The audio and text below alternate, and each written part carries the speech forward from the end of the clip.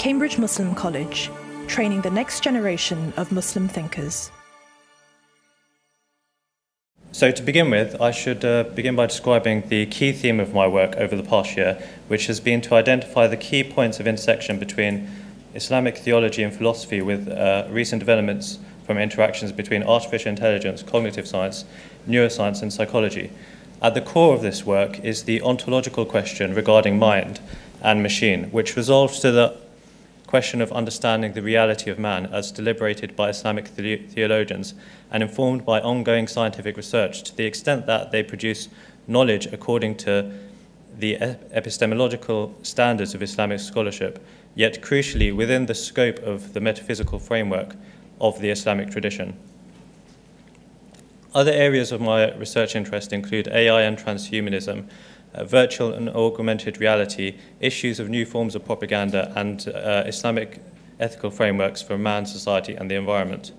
My topic for this talk is the epistemological issues attendant to these broader developments, where I consider epistemology to be a crucial point of contact between Islamic theology, AI research in particular, and the philosophy of science and technology more generally. Despite the widespread attention AI has been receiving from numerous spheres of thought, its epistemological considerations and implications, such as what can computers know and how can they know it, have received considerably less attention despite the ambitions of the field to supplant philosophical and theological study of the mind. This is made more surprising for contemporary AI research, given that early practitioners of AI, such as John McCarthy, who coined the term AI, identified many epistemological issues, as well as it being given consideration in previous waves and movements of AI research. This was partly due to the field's previous inclination towards symbolic systems and rule-based systems, where epistemological issues are much more evident, such as the notorious frame problem.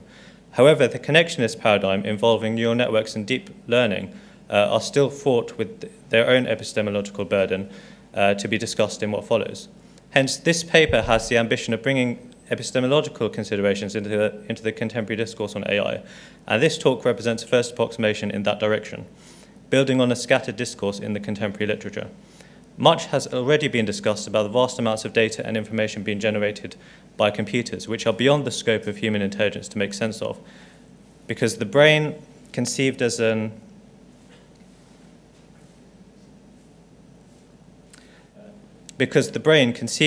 information processing architecture is severely limited in its throughput as well as in its interfaces with the digital world. Hence, the notion that machine intelligence can become the instrument from which knowledge about the world can be drawn necessitates an understanding of machine epistemology to properly characterize the status of such knowledge. So you may recall David Silver, AlphaGo's lead researcher, said about AlphaGo Zero that it's more powerful than previous approaches because by not using human data or human expertise in any fashion, we've removed the constraints of human knowledge, and it is able to create knowledge itself. So it's a deeply epistemological issue. Now, I'm going to obviously skirt around the whole issue of how to define intelligence, as everyone is doing, basically. But the definition that you do find quite often amongst the scientists, it includes at least a couple of the words such as complex, ability, and action, or some arrangement of words such as those. Now, all of those, and in particular, all of that arrangement of those words in these definitions, it's a behavioral perspective, whereas the Islamic understanding of intelligence is really actually connected to knowledge. But this is not a topic I'm going to discuss right now. So some basic brief points on the ontological issues. The conceptual mechanization of the mind has been the subject of exploration for numerous academics in the past few decades, such as Brian Maslish, who wrote in 1993 The Fourth Discontinuity, who argued that it is now necessary to regard the discontinuity between man and machine as fallacious. The problem of assenting to continuity between man and machine is that it means the mechanization of the mind, not the humanization of the machine. Hence, theologians are faced with answering the ontological question of what is the nature of man. So before proceeding to discuss the epistemological issues, I'll begin with some short comments on an underlying metaphysical and ontological issue in the underlying metaphysics of the Nano-Bio-Info-Cognitive Research, NBIC research program, one of the forebears of contemporary AI. From a theological standpoint, everything in the universe proceeds from the same substance. Today, a monist conception of the universe makes nature, life, and mind governed by the monism of information with the same principles of organization. These principles of organization are mechanistic principles. That is, everything in nature is analogous to algorithmic information processing, whereby life itself comes to be regarded as summary information or a blueprint for the fabrication of living things. Now to some epistemological background. So, philosopher Dupree goes on to point out that the epistemological consequences for human knowledge from recasting nature in this way, he does this by referring to Giambattista Vico's principle of verum factum. Vico said, "The true and the made are convertible," meaning human beings can only rationally know what they are themselves the cause of, that is, what they have fabricated themselves. This was originally meant to say that we will never know nature as God does. Hence, the scientific ambition of remaking nature exemplifies the shift in seeking to understand the being of things to the how of processes, by imitating the process of coming into being of things, and hence to see it from the standpoint of one who made it. That is, nature becomes artificial nature, and it is no longer nature that is known, but that which we ourselves have made.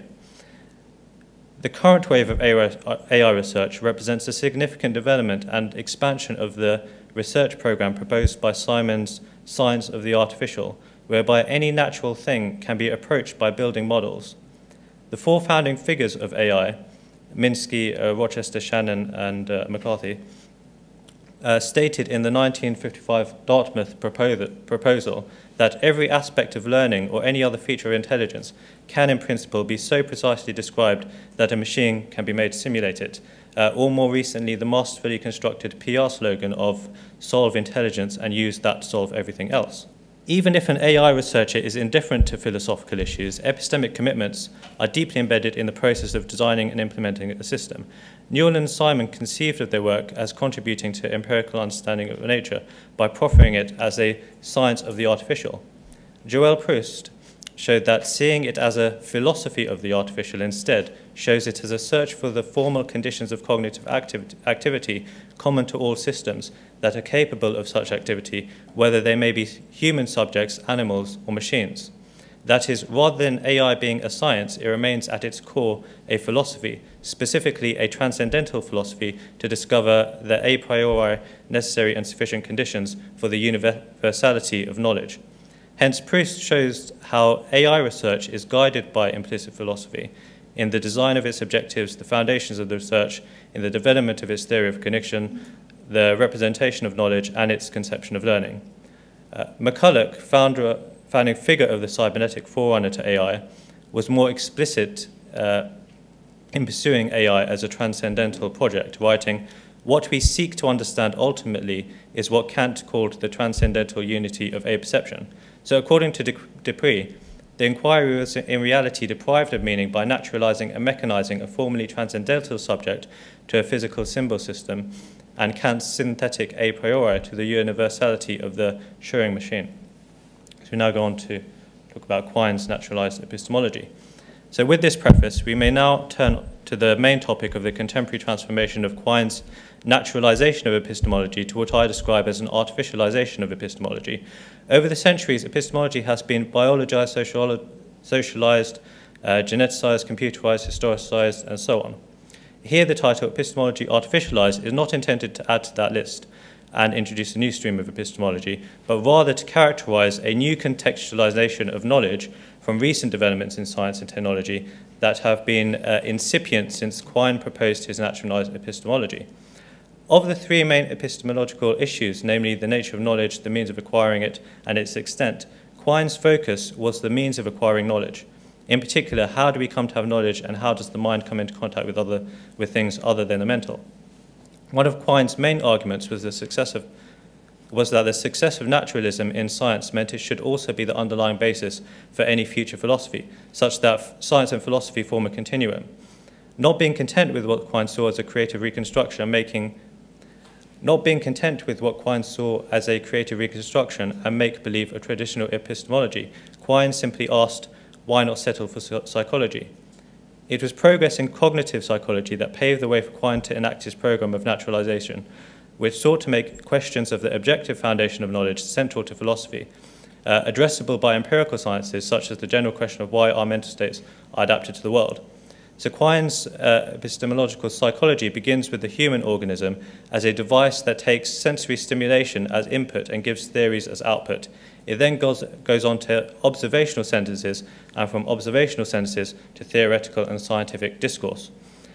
In this way, philosophy could be construed as continuous with science, although this meant putting them in the same boat, which, according to Quine, is a boat that can be rebuilt at sea while staying afloat in it. So notwithstanding misreadings of Quine's actual position, the circularity of how we may employ psychology in order to justify psychology remains.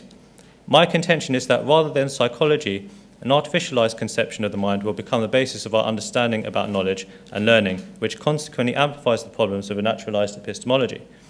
This is the move that, for example, makes it possible for Hernandez-Araujo to put natural and artificial intelligence on a common scale for measurement against algorithmic information theory. So they recently had their paper published at the end of August. It's well worth checking out.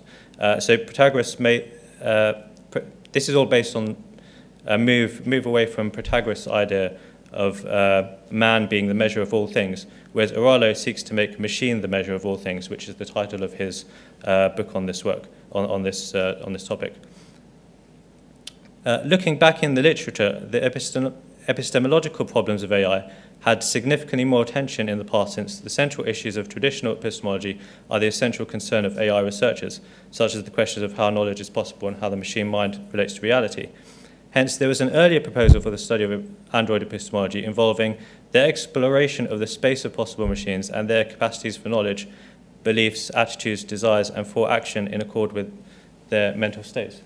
Epistemological problems discussed in earlier areas of AI include the frame problem, the semantic problem, highlighted by Newell at the knowledge level of what information should be pre-installed, and the syntactic problem of the format, structure, and mechanism for information.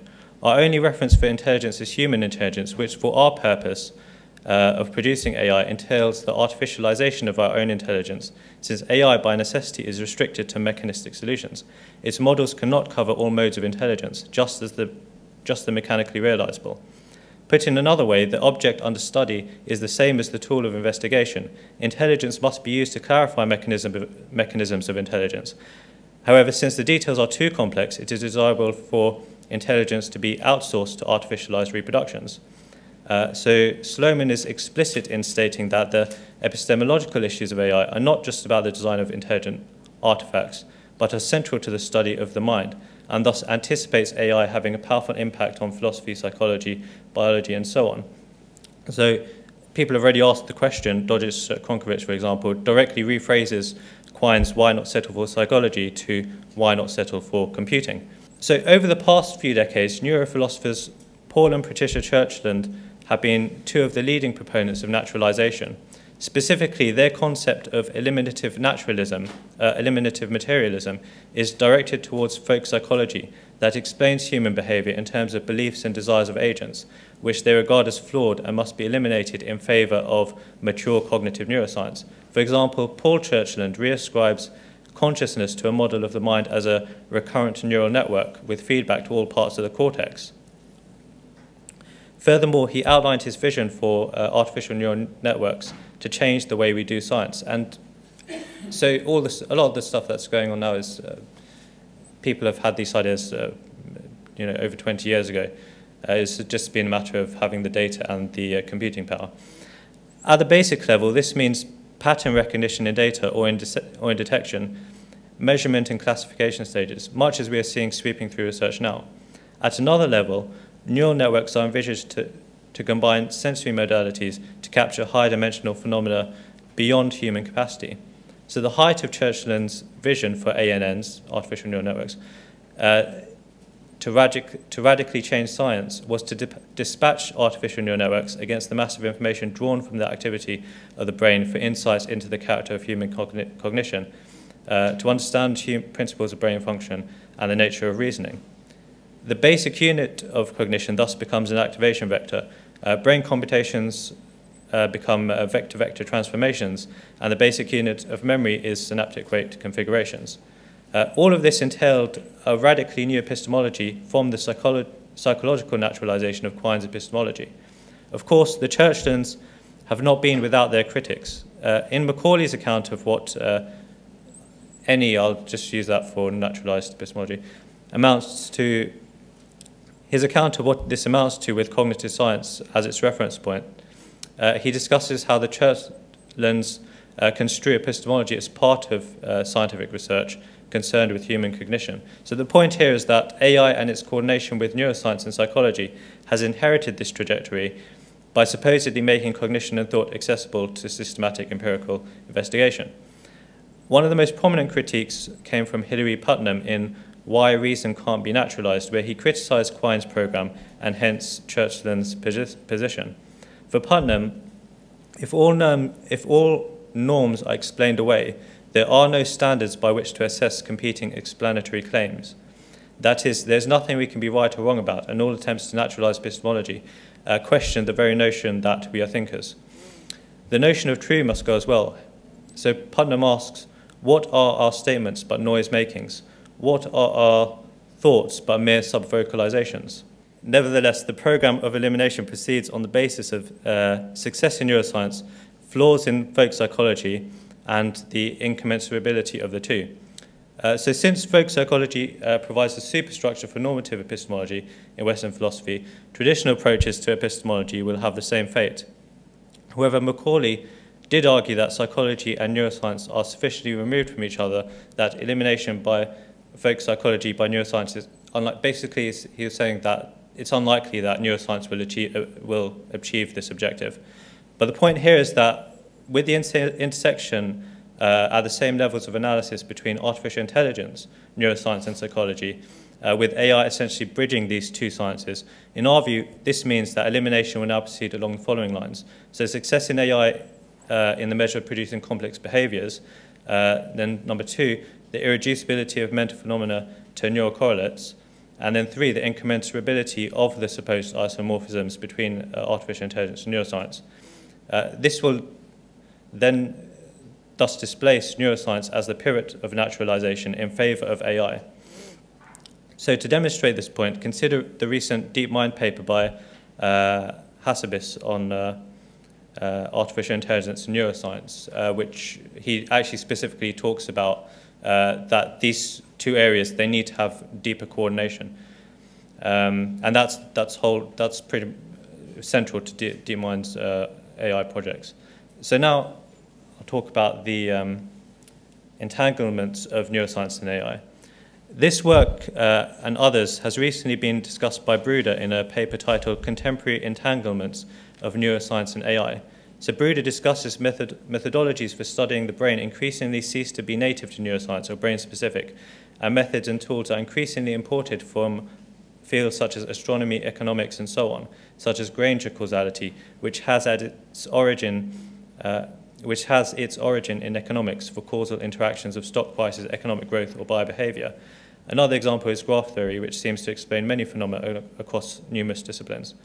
What is at issue is the degree of application of explanations from other fields to data generated from neurons, transmitters, etc. This notion of the generalizability of these models itself constitutes a significant new epistemological source.